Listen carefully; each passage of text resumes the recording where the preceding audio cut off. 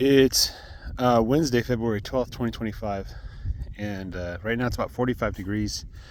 We got another 3/4 inch of rain last night, so everything's wet. But you can see here that little lamb is shivering. She wasn't shivering when I first fed her, but after I fed her, she starts to shiver. And I'm not sure that it's because she's cold. I don't know. There's a little bit of a breeze blowing. Wanted to show you after, let's see, I moved them at about 5:30, 5 o'clock last night. This is what they did to half a bale of hay. None of them broke out. When I came here, they were standing on the hay. They seem to like to stand on the hay. I assume because it's dry. Maybe it's a little warmer than the ground. Why is the field so wet? Because my field is flat. It has a very gentle slope. But when it rains a bunch and the field's already saturated, it'll turn into a swimming pool. It'll take a while to drain off all the water. So you can see here, that's like the level of the hay, and it's going to drop down by at least half. My wife made some kimchi yesterday, so this is the scrap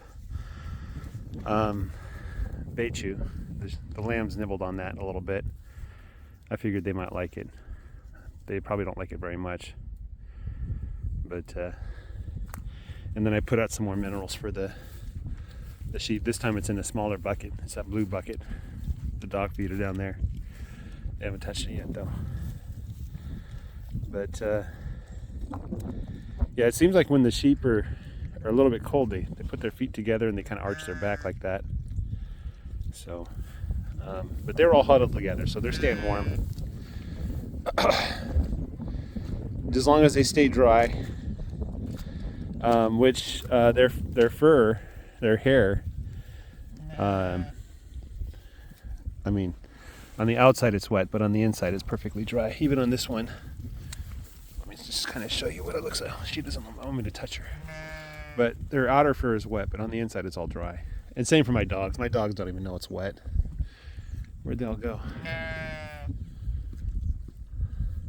Huh. Bento disappeared.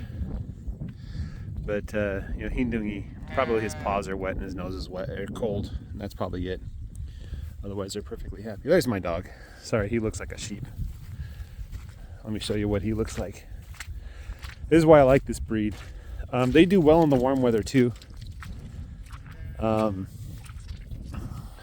What they'll sometimes do is, if it gets really hot, is they'll dig a hole and climb into it. But you can see here that there's like an inner, like smaller hairs on the inside of the coat, just like a sheep, that keeps him warm, and that sheds out in the summer. So when it starts to get warm, it'll look like they lose a lot of weight, but that's just the inner coat shedding out. And they'll bite at each other to get the hair out. Here's some of that grass. What is that? That's about 2 or 3 inches deep right there. A nice color. Lots of clover. That's a good sign. Clover doesn't like acidic soil, so sometimes if you get a pasture that's been fertilized and plowed and things like that, if you do a soil test, it'll come back and it might say like, oh, you have acidic soil, and so you have to put some lime out there or give it a lot of time. But getting the clovers and the other legumes in your field is super important. Let's take a close in of that clover there. You stay away from my phone. There's little tiny clovers down there in the grass. And that's what you want, is you want clovers and the legumes growing next to the grass. That's the biggest positive impact you can have. So the fertilizers, in addition to being poison, like if you gave it to your animals, they would die. But it also poisons the soil. It kills some of the natural biology of the soil.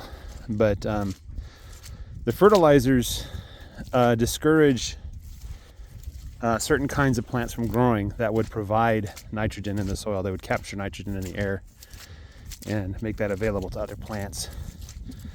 But what nature's been doing for the longest time is, with the diversity of plants, like some of the plants will capture nitrogen and some of the plants will use the nitrogen, and thus they'll maintain a balance in the soil. But more importantly, a I think it's been shown. I don't have the study, and I'm not that well educated, but I think it's been shown that having the legumes grow next to the grass gives you the greatest benefit, rather than growing the legumes and then growing the grass. So me seeing in my field covered in clovers like this is a really good sign. And if there's too many clovers and the grass doesn't grow, well, in the next growing cycle, the grass will come back and the clovers won't be so many. Because when the legumes die, which is going to happen around mid-May, late May, they're going to start dying. But when the legumes die, they're going to leave that nitrogen in the soil for whatever comes next. So, yeah, I'm excited. I don't think I've ever seen my pasture like this with so many clovers everywhere. So I'm super excited about what's going to come. Let me show you something else that I wanted to talk about this a little bit. Apologize for the wind noise if there is any. So last winter I just put the bales out on their side and tore off the netting and let the animals just go hog wild on them. They'd build like a little mountain of hay. But I kept the cows confined to a fairly restricted space. I think it was about 100 feet from the westernmost part of the pasture.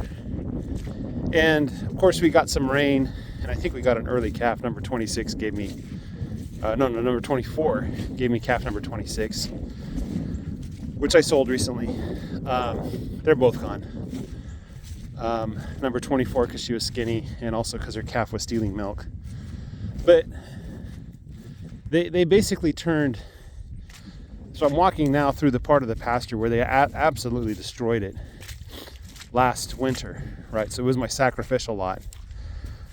And you can see here there was a bale of hay. This is where a bale of hay was. Not too much is growing here compared to the rest of the pasture, obviously. But now you're starting to see like lumps. And those lumps are from when the cattle churned up the soil. And this is the effect 1 year after the cattle absolutely destroyed my soil. If you're saying like, I don't really see it, yeah, that's the point. You don't really see it. I'm pretty sure where I'm standing right about now was a big mud bowl. That this was where I remember finding 26 on an island of hay surrounded by like 2 inches deep of water because of the rain and the mud, and the water wasn't going anywhere. It was just staying there on the pasture because it's all flat. So Greg Judy talks about sacrificial lots. I talk about sacrificial lots. This might be where that hay bale was. I'll just go look at it. We're talking about two different things. He's talking about his neighbors. What they do is they'll take and put the cows on the same spot of ground every winter and keep them off the rest of the pasture. And this might have been where that calf was. I see a lot of remnants of hay. But yeah, there's some of the string. The string turns up sometimes. I don't necessarily get it all. I hope it's biodegradable. Anyway, so some of the people, what they do is during the winter and the early spring, the wet season, they put their cows in a sacrificial lot and they feed them. And the effect of that is that if they're big cows, they tear up the soil really deep. Sometimes, probably 2 feet deep sometimes. And that's not good for the soil, obviously. The soil doesn't like to be disturbed. It likes to be left alone. And then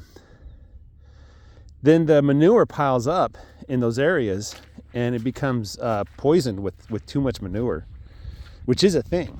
You think that that's not possible. It is totally possible to poison your pasture with too much manure. You can see here, this is where the side-by-side, I think, got stuck once last winter. It took a while to get it out, but they leave quite deep ruts when it gets stuck. I had the mud boots, the mud tires on. Now I have turf tires, which they don't get as much traction, but they don't tear up the field as much. But so that idea of a sacrificial lot is just, I think it's kind of silly. I don't think it's a good idea to keep destroying one part of your pasture over and over again. I don't think it's a good idea to put them in one spot and not move them, you know. So the winter strategy, I think, going forward for me is going to be move them into small areas, feed them hay, and basically the size of the area will be determined by the amount of hay I'm able to unroll. You know, if a lot comes out, then it'll be a tighter area, but not so much to get a little bit more area. But just keep moving them when they eat the hay. And leave the hay as ground cover, help the ground recover. And then just keep moving them, you know, all throughout the winter. That's what I did last winter, is I just kept moving them. I gave them like the westernmost part of the pasture and kept moving them. So all that to say that I think it's looking pretty good. I mean, we're in almost middle of February. I think Friday's the 14th. That's the middle of February.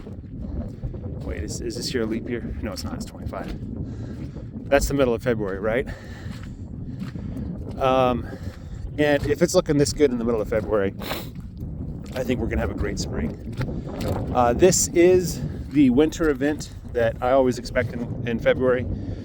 It's going to freeze, get down to like 27 and 25. For those of you in Celsius land, that's like -2 or -3. And then the daytime temperatures are going to be in the 40s, right? So if there is any freezing, it's going to thaw out during the day. I think it's just this week. And then after this, we should get fairly, you know, quote unquote normal temperatures in the 50s and 60s. And then in March, we should start seeing some 70 days. So we did have kind of a weird winter with some really warm days. Winter came really late. And, you know, aside from some freezing nights, it really wasn't that bad. I think we got a little snow one day, you know. I have 40 bales of hay left. I started with like 90, I think. And if I roll out 4 bales of hay a week, which is what I think will be the pace, that's 10 weeks. And 10 weeks from now, that's 2.5 months. So that would be the beginning of May. So I think that's a pretty good pace for the hay. I'm probably going to end up with like 5 or 6 bales left over. And I'll see no reason to roll it out. And what I'll probably do is just hold on to that hay and use it for, I don't know, I'll use it for something. I'll find something for it, you know. And then I might be able to get a shipment of hay in May or June, assuming the hay crop doesn't fail this year like it did last year. But yeah, I think all in all I got enough hay, maybe a little more than I needed. But if the weather were worse, if fall didn't last as long as it did, if the summer didn't last if the summer wasn't as mild as it was, I might have ended up using all the hay earlier. But I think I calculated pretty well, because my strategy was to get rid of the calves as soon as the math adds up that I would run out of hay. So you can see here the cows are out in the row looking for things to munch on. So I think it worked out. I could have sold the calves earlier and made the hay last a little longer. So this coming winter in 2025, 2026, I'm planning on keeping almost all of the calves. And so I think this year I'm going to buy more hay, probably 100, maybe even 120 bales of hay, just as an insurance. That, because I want to be able to keep the calves. If we get a little mini drought at the end of summer, which is likely, if winter comes a little early or stays around a little long, then I'll have plenty of hay to feed the cows and the calves. So that's kind of my strategy there, I guess. All right, guys, you have a great day. Take care. Bye-bye.